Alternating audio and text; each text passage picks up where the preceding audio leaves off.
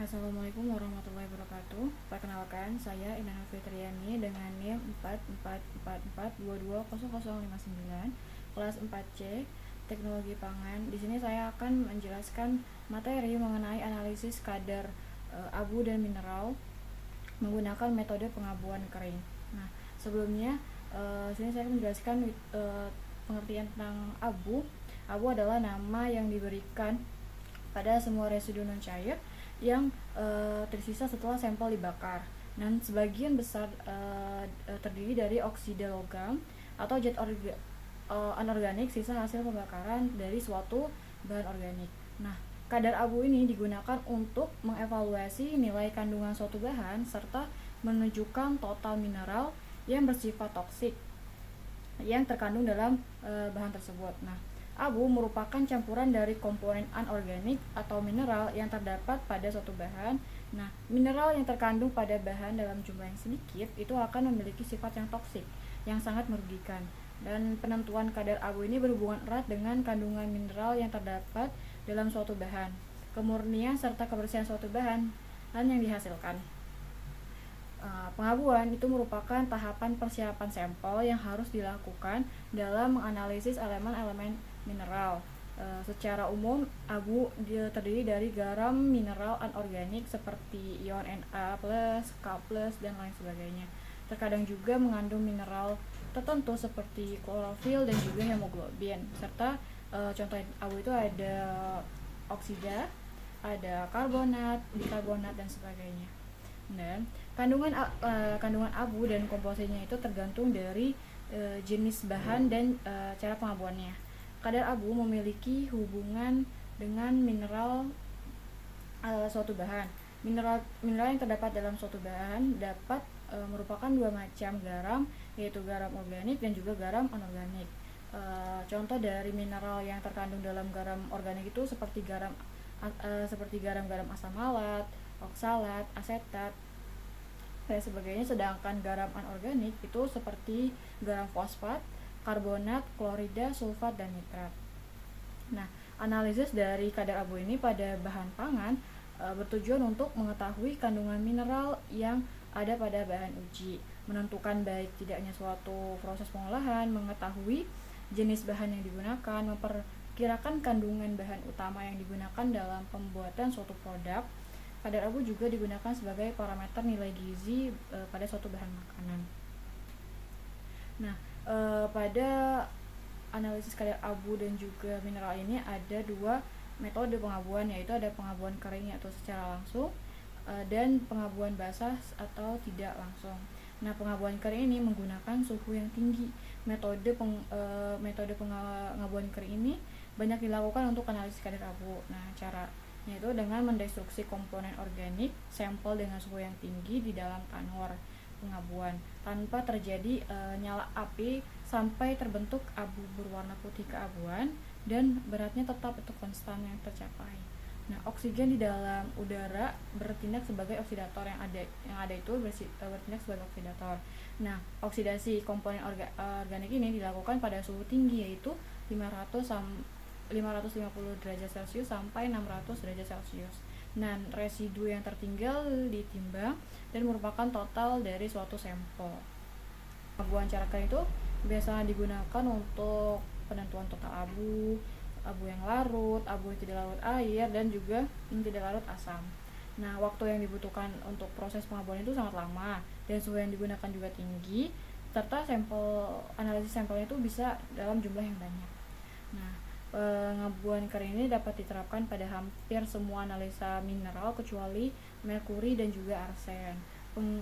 Pengabuan kering ini dilakukan untuk menganalisa biasanya kandungan Ca, P, dan juga Fe. Akan tetapi pada kandungan K dapat terjadi kehilangan karena suhu yang digunakan itu terlalu tinggi. Nah, penggunaan dari suhu yang terlalu tinggi ini juga dapat menyebabkan beberapa mineral menjadi tidak larut. Ada beberapa hal yang perlu diperhatikan dalam melakukan pengabuan secara kering, dengan mengusahakan suhu pengabuan yang digunakan dapat ditentukan sedemikian rupa sehingga tidak terjadi kehilangan elemen secara mekanis, karena penggunaan suhu yang terlalu tinggi dapat menyebabkan terjadinya penguapan beberapa unsur seperti K, Na, S, Ca, Cl, dan P. Nah, selain suhu pengabuan juga dapat menyebabkan dekomposisi dari senyawa tertentu seperti K2CO3, CaCO3, MgCO3, K2CO3. Nah, pada K2CO3 ini dapat dekomposisi pada suhu 700 derajat Celcius. Untuk CaCO3 itu dapat terdekomposisi pada 600 sampai 650 derajat. Sedangkan untuk CO3 itu terdekomposisi MgCO3 itu dapat terdekomposisi pada suhu 300 sampai 400 derajat Celcius. Nah, tetapi bila ketiga garam ini tersebut berada dalam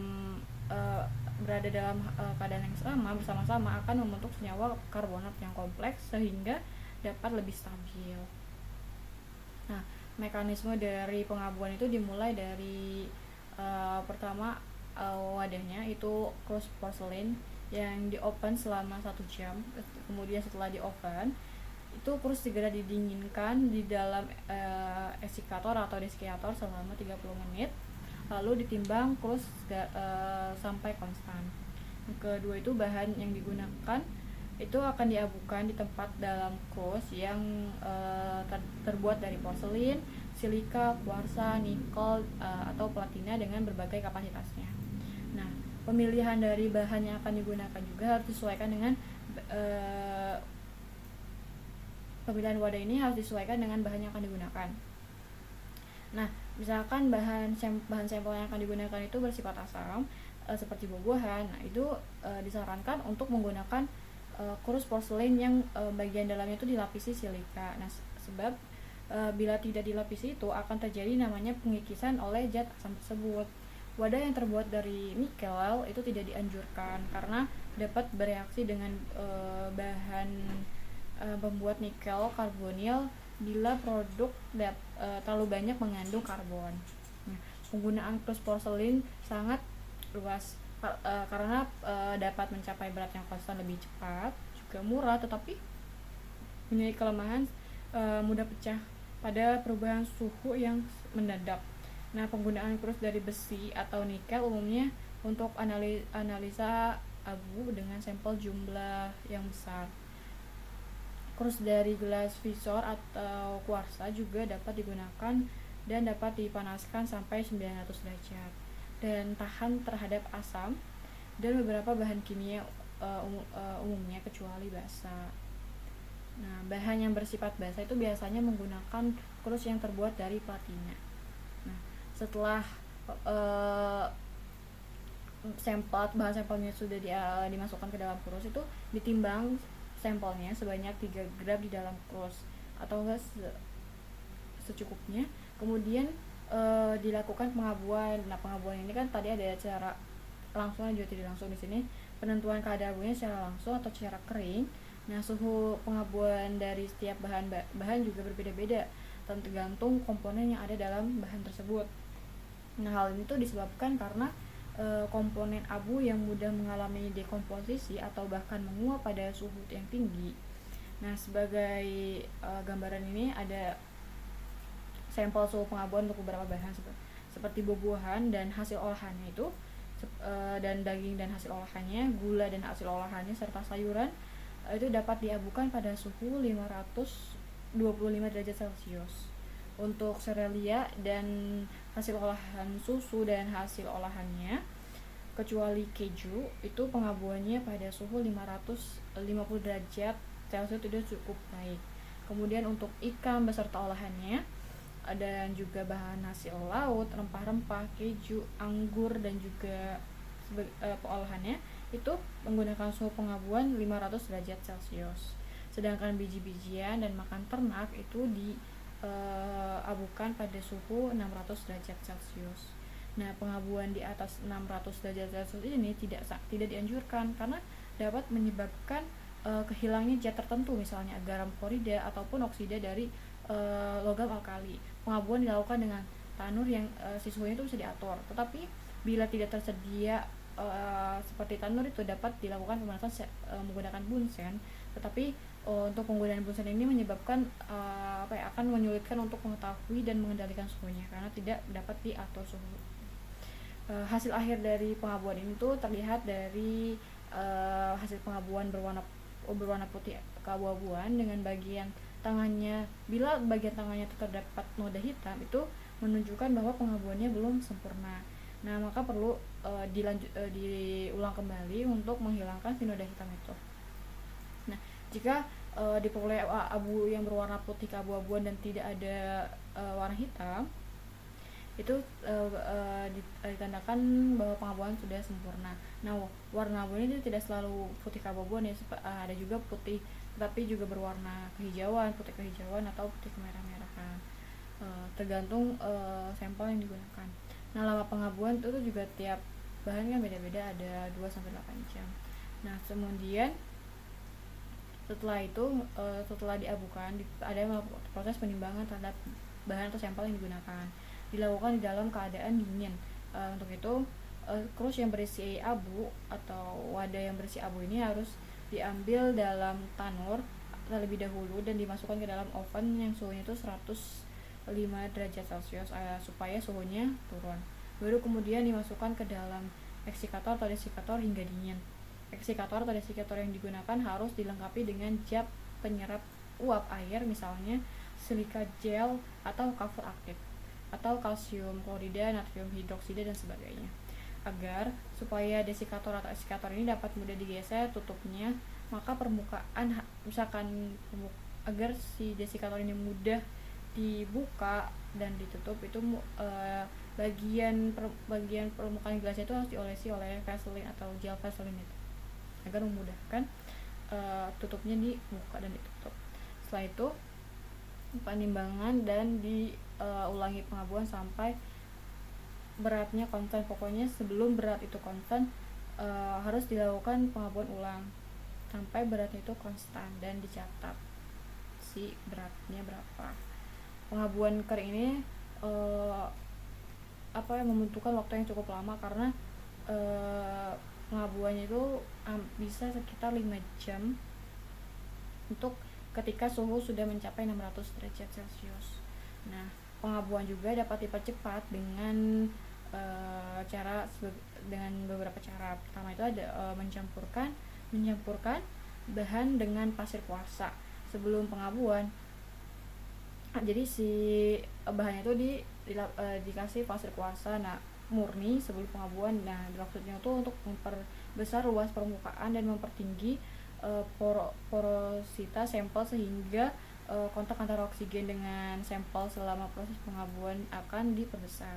Yang kedua itu menambahkan campuran gliserol alkohol ke dalam sampel sebelum diabukan. Jadi pada waktu dipanaskan akan terbentuk suatu kerak yang berpori yang disebabkan karena gliserol alkohol yang ditambahkan akan dioksidasikan dalam waktu yang sangat cepat pada suhu yang tinggi. Dengan demikian maka oksidasi bahan menjadi lebih cepat. Nah, dan gliserol alkohol ini tidak mempengaruhi kadar abu pada suatu bahan. Nah, kemudian ada menambahkan hidrogen peroksida pada sampel sebelum pengabuan dan dapat pula mempercepat proses pengabuan karena dapat membantu proses oksidasi bahan. Nah, pengabuan dengan cara langsung atau dengan metode pengabuan kering ini juga memiliki kelebihan dan juga kelemahannya tersendiri.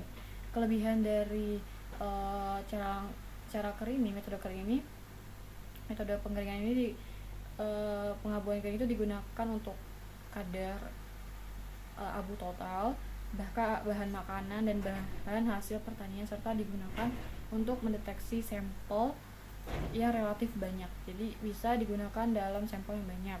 Nah, pengabuan kering juga digunakan untuk analisis abu yang larut dan tidak larut dalam air, serta tidak larut atau larut dalam asam.